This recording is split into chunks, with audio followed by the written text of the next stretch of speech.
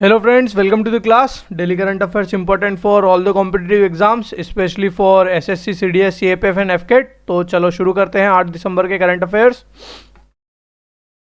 उठो, जागो और तब तक नहीं रुको जब तक लक्ष्य ना प्राप्त हो जाए। और ये रहा हमारा सबसे पहला question. According to the World Bank report migration and development brief, okay, migration and development brief, ये जो रिपोर्ट है इसे कौन पब्लिश करता है? इसे पब्लिश करता है वर्ल्ड बैंक, ओके। तो इसके 2022 जो आई है रिपोर्ट, इसमें which is the first country in the world to receive $100 billion remittances, okay. तो रेमिटेंस क्या होता है? रेमिटेंस होता है कि किसी भी कंट्री के सिटीजन्स, ए कंट्री के सिटीजन किसी बी कंट्री में जाते हैं, ठीक है, और वहाँ से कमा कर अपनी कंट्री में पैसा वापस भेजते हैं, ओके।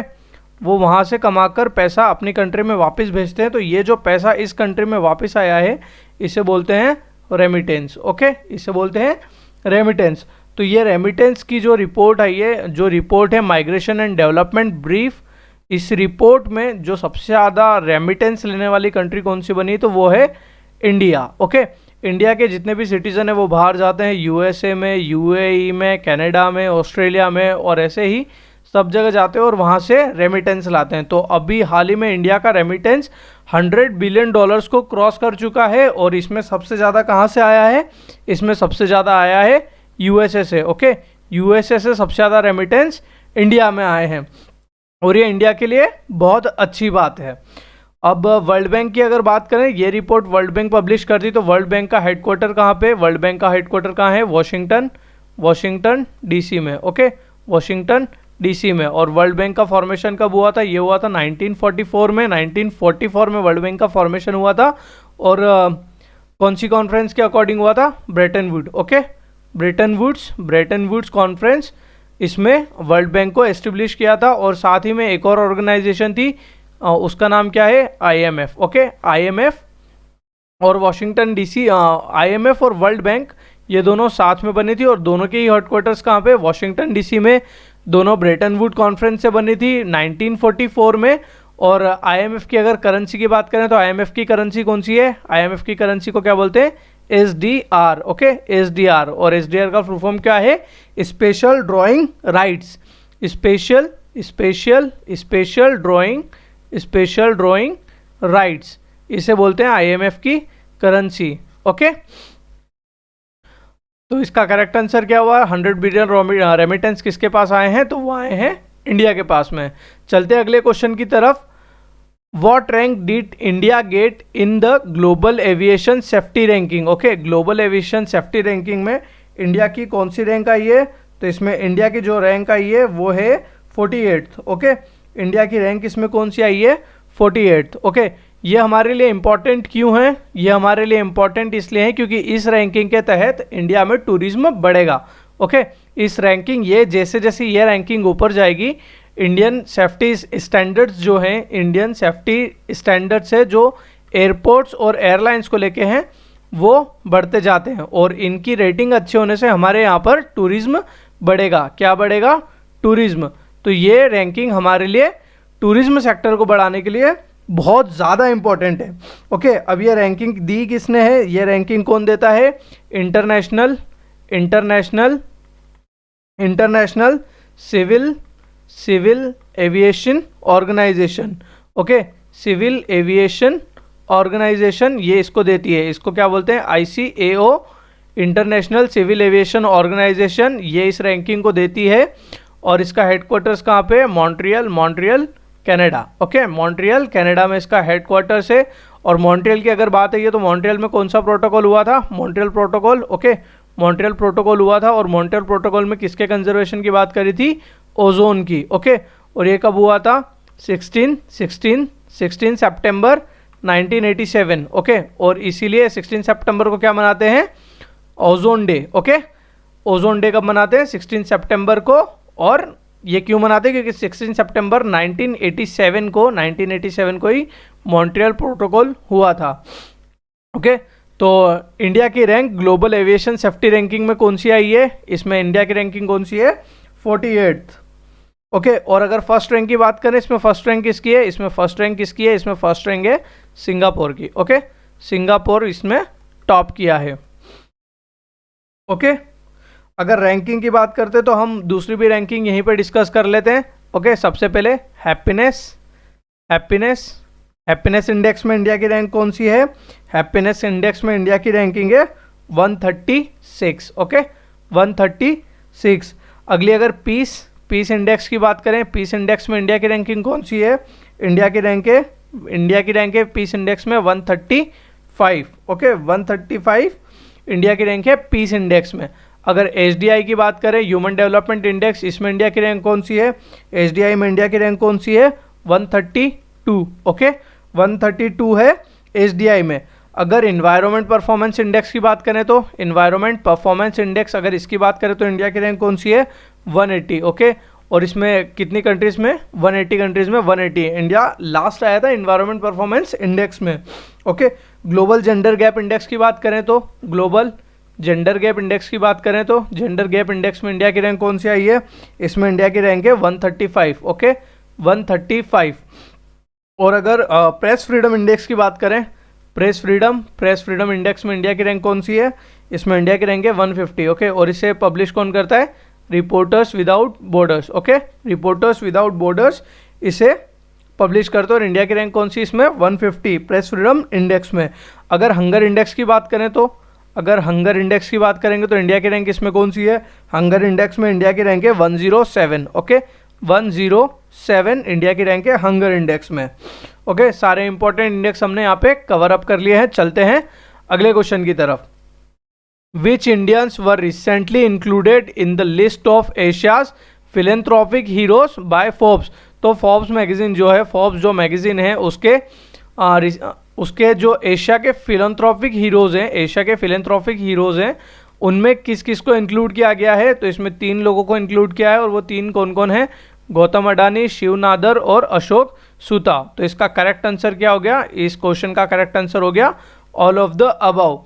फिलेंथ्रोपिक एक्चुअल में क्या होता है? दानी लोगों के जो दान करते हैं उन्हें फिलेंथ्रोपिक करते हैं। जो सोसाइटी के लिए सोशल वेलफेयर और दान करते हैं ज़्यादा, उन्हें क्या बोलते हैं? फिलेंथ्रोपिक।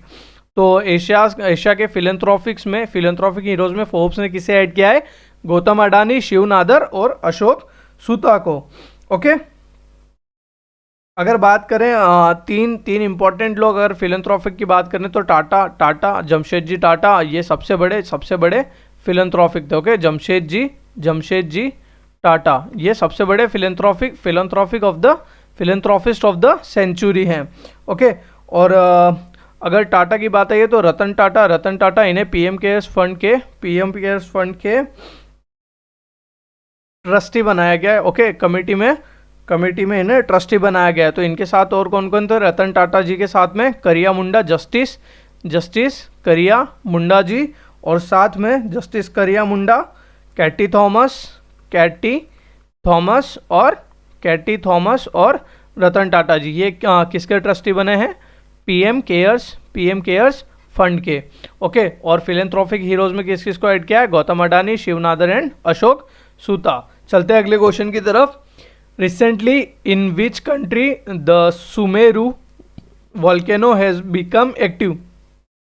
तो सुमेरु वोल्केनो कहाँ पे एक्टिव हुआ है? तो सुमेरु वोल्केनो जो है ये कहाँ पर है? ये है इंडोनेशिया में। ओके, ये कहाँ पे है? इंडोनेशिया में, और ये अभी एक्टिव हो गया था। ओके, इसमें एक ब्लास्ट हुआ है। तो सुमेरु वोल्केनो कहाँ पर है? ये है इंडोनेशिया में। अगर वोल्केनो की बात है तो मोस्ट इंपॉर्टेंट चीज़ क्या है कि रिंग ऑफ फायर कहाँ है? तो रिंग ऑफ फायर पूरे पैसिफिक ओशन को इंसर्कल करती है, रिंग ऑफ फायर, और रिंग ऑफ फायर में ही सबसे ज़्यादा अर्थक्वेक और वोल्केनिक इरप्शंस पाए जाते हैं। ओके, और जो अर्थक्वेक होते हैं, अर्थक्वेक को ही फॉलो करते हुए वोल्केनिक इरप्शंस और सुनामी आती है। ओके, और सुनामी का सबसे बड़ा इंडिकेटर क्या है? कि जो शोर होता है, शोर से पानी पूरा विड्रॉ हो जाता है। ओके, अगर शोर से अचानक पानी पूरा विड्रॉ हुआ है उसका मतलब वो सिग्नल दे रहा है कि अब एक बड़ी सुनामी आने वाली है। ओके, तो Indonesia is the correct answer for this question. Sumeru volcano कहाँ पर है? इंडोनेशिया में। अगर हम और भी वोल्केनो की बात करें तो कौन कौन से हैं? Vesuvius volcano. Okay, Vesuvius volcano, उसके बाद कैटोपैक्सी। ओके, कैटोपैक्सी जो कि हाईएस्ट वोल्केनो है, ओके, ये हाईएस्ट वोल्केनो है, हाईएस्ट एक्टिव वोल्केनो है, ओके। उसके बाद मोना लोआ, ओके, मोना लोआ, ओके, ये कहाँ पर है? और कौन सा है? स्ट्रोम्बोली वोल्केनो, स्ट्रोम्बोली के बाद में और कौन कौन सा है? बैरन आइलैंड, ओके, बैरन आइलैंड ये कहाँ पर है? ओके, बैरन आइलैंड ये कहाँ पर है? तो ये सारे जितने भी हैं, विशुवियस की बात करें, विशुवियस कहाँ पर है? ओके, विशुवियस वोल्केनो कहाँ पर है? तो ये है इटली में, ये है इटली में। अगर कैटोपैक्सी की बात करें हाईएस्ट वोल्केनो, ये कहाँ पर है? यूएसए में, ओके। ये कहाँ पर है? सॉरी, ये यूएसए में नहीं है, ये है इक्वाडोर में, ओके, इक्वाडोर में। मोना लोआ की बात करें तो ये है हवाई यूएसए में, ये है हवाई यूएसए में, ओके। स्ट्रोम्बोली की बात करें तो ये मेडिटेरियन ओशियन में, ओके, मेडिटेरियन सी में, ओके, मेडिटेरियन सी में है स्ट्रोम्बोली, और इसे ही लाइट हाउस ऑफ मेडिटेरियन सी बोलते हैं, लाइट हाउस ऑफ मेडिटेरियन सी बोलते हैं। और बैरन आइलैंड इंडिया का अकेला एक्टिव वोल्केनो, और ये कहाँ पे है? अंडमान और निकोबार आइलैंड में। अगर इंडोनेशिया की बात करें तो इंडोनेशिया में अभी रिसेंटली 3 वोल्केनोज में इरप्शन हुए हैं। उनमें से एक है mount Sinabung, okay, mount Sumeru, और एक और कौन सा है? Mount Merapi, okay, mount Merapi. ये तीनों एक्टिव वोल्केनोस कहाँ पर है? इंडोनेशिया में, ओके। चलते अगले क्वेश्चन की तरफ। Which innovators were recently selected under water heroes share your stories 2022 release by ministry of Jal Shakti. तो मिनिस्ट्री ऑफ जल शक्ति में इनमें से किसे water heroes share your stories में सिलेक्ट किया गया है? तो इसमें Ghaziabad green bond, rooftop rain water harvesting model, plantation of trees in the memory of ancestors, इन तीनों ही इनोवेटर्स और इन आइडियाज़ को सिलेक्ट किया गया है water hero share your stories के लिए, ओके। तो इसका करेक्ट आंसर हो गया all of the above, okay. ये अवार्ड दिया किसने है? तो ये दिया है मिनिस्ट्री ऑफ जल शक्ति मंत्रालय, और इसके मिनिस्टर कौन है? गजेंद्र सिंह शेखावत, ओके, गजेंद्र सिंह शेखावत इसके मिनिस्टर हैं, और इन्होंने ही ये 3 अवार्ड्स दिए हैं, ओके। और ये किस किस को दिए हैं? Ghaziabad green bond, rooftop rain water harvesting model, plantation of trees in the memory of ancestors. अब ये किसने चालू किए हैं? ये चालू किसने किए हैं ये भी हम देख लेते हैं। तो जो गाजियाबाद ग्रीन बॉन्ड है इसे चालू किया है आईएएस महेंद्र तंवर ने, ओके, महेंद्र तंवर ने इसे चालू किया है। Rooftop rain water harvesting model ये किसने चालू किया है? ये किया है राहसन फाउंडेशन ने, ओके, राहसन फाउंडेशन ने इसे चालू किया है। और plantation of trees in the memory of ancestors ये चालू किया है नेहा कुशवाहा ने इसे चालू किया है, ओके। इसमें अवार्ड क्या है? इसमें अवार्ड दिया है 10 लाख रुपीज़ का, ओके। इसमें अवार्ड था 10 लाख रुपीज़ ईच, ओके। और अगर जल शक्ति की बात करें हैं तो हर घर जल को हम कैसे भूल सकते हैं? तो हर घर जल वाला हर घर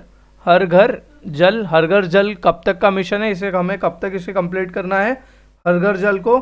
तो इसे कंप्लीट करने का टारगेट कब तक का है? 2024 का, ओके। हर घर जल ये कब तक कंप्लीट करना है? 2024 तक, ठीक है। और इसमें सबसे पहला स्टेट कौन सा है? सबसे पहला स्टेट जिसने अकम्प्लिश किया है इसे वो है गोवा, ओके। और अगर डिस्ट्रिक्ट की बात करें तो वो है बुरहानपुर मध्य प्रदेश। डिस्ट्रिक्ट की बात अगर करेंगे तो कौन सी है? बुरहानपुर मध्य प्रदेश, और अगर स्टेट की बात करेंगे तो वो है गोवा, ओके।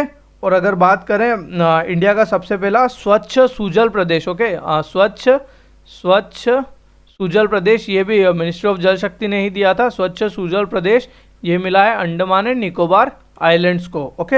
ये किसे मिला है? अंडमान एंड निकोबार आइलैंड को, ओके। और इसी से रिलेटेड एक और प्रोग्राम है छाता प्रोग्राम। ये कहाँ चालू हुआ था? ये चालू हुआ था उड़ीसा में, ओके। उड़ीसा में छाता प्रोग्राम चालू हुआ था। और वर्ल्ड वाटर डे हम कब मनाते हैं? वर्ल्ड वाटर डे हम कब मनाते हैं? ये मनाते हैं 22 मार्च को, ओके।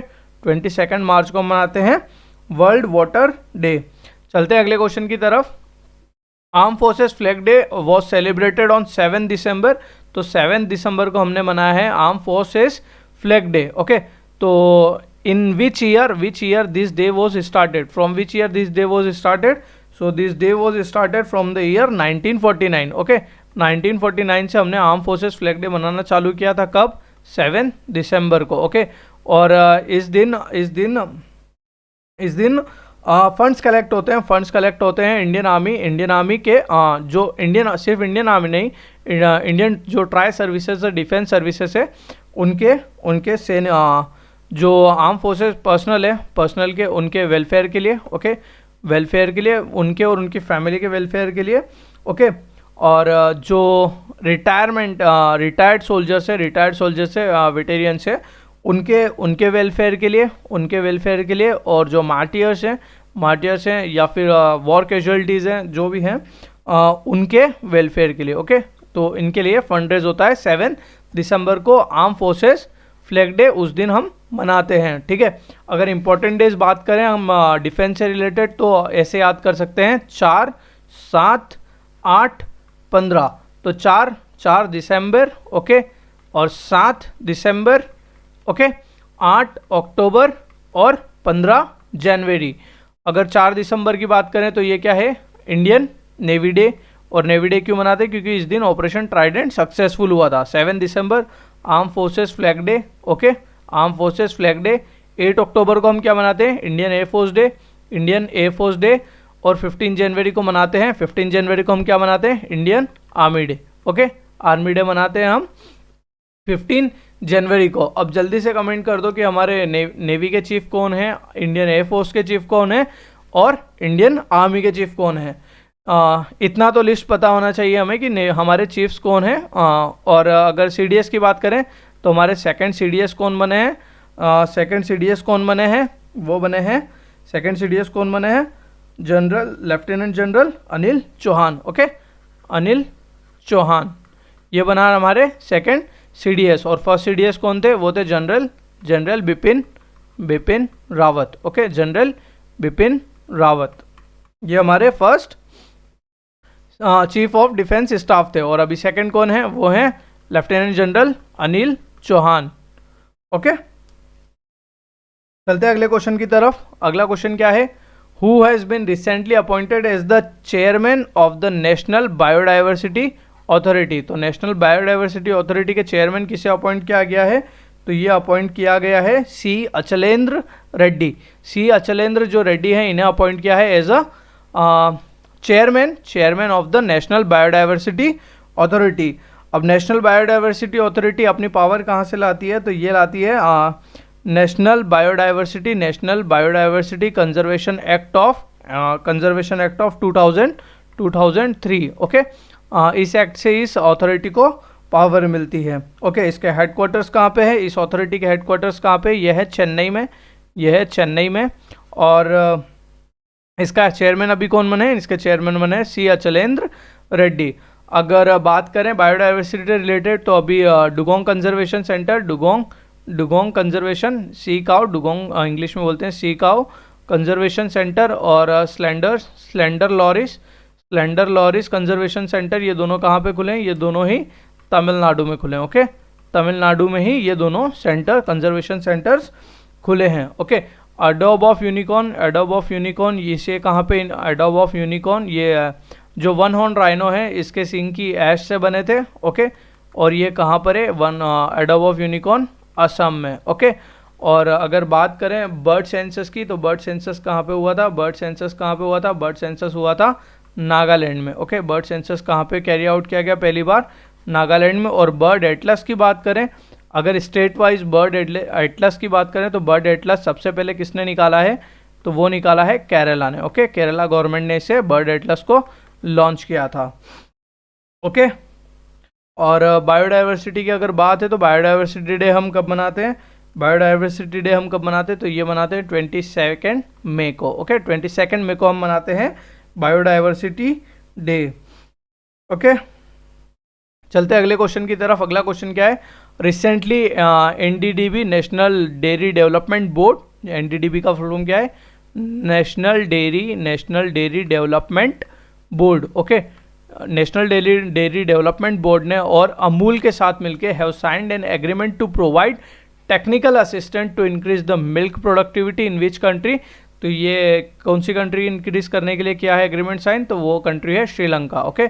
हमारी नेबरिंग कंट्री श्रीलंका के साथ में एनडीडीबी और अमूल ने ये एग्रीमेंट साइन किया है कि वहाँ पे टेक्निकल असिस्टेंट दी जाएगी मिल्क प्रोडक्टिविटी को इंक्रीज करने के लिए, ओके।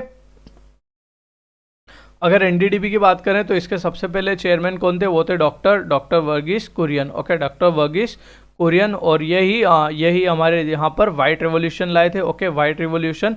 और वाइट रेवोल्यूशन किससे कंसर्न है, वाइट रेवोल्यूशन कंसर्न है milk and milk products, okay, milk and milk products से वाइट रेवोल्यूशन कंसर्न था। और इंडिया में वाइट रेवोल्यूशन लाए कौन थे, डॉक्टर वर्गीस कुरियन, और यही पहले चेयरमैन थे नेशनल डेयरी डेवलपमेंट बोर्ड के। अगर नेशनल डेयरी की बात आई है तो एनडीआरआई को हम कैसे छोड़ सकते हैं, NDRI national dairy research institute, और इसी ने ही भैंस का क्लोन बनाया था, बफेलो क्लोन बनाया था, ओके, बफेलो क्लोन बनाया था। और उस क्लोन का नाम क्या था, उस क्लोन का नाम था गरिमा, ओके, उस क्लोन का नाम क्या था, गरिमा। और ये कहाँ पे बनाया था, हरियाणा में, ओके, यह कहाँ बनाया था, हरियाणा में, ओके, हरियाणा में कहाँ पे बनाया था, और इसे करनाल में, इसे कहाँ बनाया था, हरियाणा करनाल हरियाणा में, ओके। श्रीलंका की बात करें तो श्रीलंका के साथ हमारी एक्सरसाइज कौन कौन सी होती है, एक होती है मित्र शक्ति एक्सरसाइज और SLINEX naval exercise, okay, SLINEX एक नेवल एक्सरसाइज होती है। और इंडिया ने ही डोर्नियर एयरक्राफ्ट दिए थे, डोर्नियर एयरक्राफ्ट दिए थे किसको, श्रीलंका को सर्विलेंस के लिए, ओके, डोर्नियर एयरक्राफ्ट दिए थे। श्रीलंका ही एशिया कप कौन जीता है, एशिया कप फाइनल जीता था श्रीलंका, और हराया किसे था, इसे हराया था श्रीलंका ने हराया था पाकिस्तान को, ओके, श्रीलंका ने हराया था पाकिस्तान को। डोर्नियर 228 एयरक्राफ्ट दिए थे इंडिया ने श्रीलंका को, ओके। चलते हैं अगले क्वेश्चन की तरफ। अगला क्वेश्चन क्या है, which Indian institute of technology has recently discovered powerless heating system. तो पावरलेस हीटिंग सिस्टम डिस्कवर किया है आईआईटी दिल्ली ने, ओके, आईआईटी दिल्ली ने। अगर आईआईटीज़ की बात हुई है तो आईआईटीज़ में अभी रिसेंटली कुछ सुपर कंप्यूटर्स इंस्टॉल कर रहे थे। तो जो परम प्रवेग ये कहाँ पे इंस्टॉल हुआ है, उसके बाद परम अनंत कहाँ पे इंस्टॉल हुआ है, परम शक्ति कहाँ पे इंस्टॉल हुआ है, उसके बाद परम गंगा और एक और परम कामरूप, ओके, परम कामरूप, ओके, परम कामरूप। तो परम प्रवेग कहाँ पे इंस्टॉल हुआ है, परम प्रवेग कहाँ पे इंस्टॉल हुआ है, ये गांधीनगर में, ओके, गेट मी करेक्ट। परम प्रवेग कहाँ पे हुआ है, परम अनंत हुआ है गांधीनगर में, परम अनंत हुआ है गांधीनगर में, अनंत हुआ है गांधीनगर में। परम शक्ति कहाँ पे हुआ है, परम शक्ति हुआ है खड़गपुर में, परम शक्ति, परम गंगा रुड़की में, आईआईटी रुड़की में, परम गंगा और कामरूप हुआ है आईआईटी गुवाहाटी, ओके, गुवाहाटी जो आसाम में है वहाँ पर हुआ है परम कामरूप। चलते हैं अगले क्वेश्चन की तरफ। अगला क्वेश्चन क्या है, international Diwali power of one award 2022 is awarded by which global organisation. तो इसे दिया है यूनाइटेड नेशंस जनरल असेंबली ने दिया है। और ये कितने लोगों को दिया है, ये 4 एम्बेसडर्स को दिया है, और साथ में एक यूएसए कांग्रेसमैन को दिया है, ओके, यूएसए कांग्रेसमैन को दिया है, ओके। तो ये टोटल 5 लोगों को दिया है यूनाइटेड नेशंस जनरल असेंबली ने। और यूएनजीए कहाँ पर है, ये है न्यूयॉर्क में, ओके, ये है न्यूयॉर्क में। और इसे ही क्या बोलते हैं, इसे बोलते हैं ऑस्कर ऑफ डिप्लोमेसी बोलते हैं international Diwali power of one award को, okay, diplomacy, Oscar of diplomacy. So that's it for today. If you do like the video, please like, share and subscribe. Keep watching, keep supporting, press the bell icon for regular updates. Thank you.